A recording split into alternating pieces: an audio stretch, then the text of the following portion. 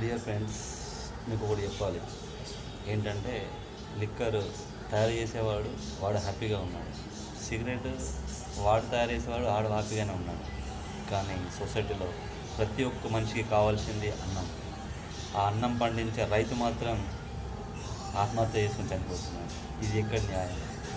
ఇదే నా సొసైటీలో ఉన్నటువంటి ధర్మం. ఇలా ఫార్మర్ ఈజ్ ద గ్రేట్.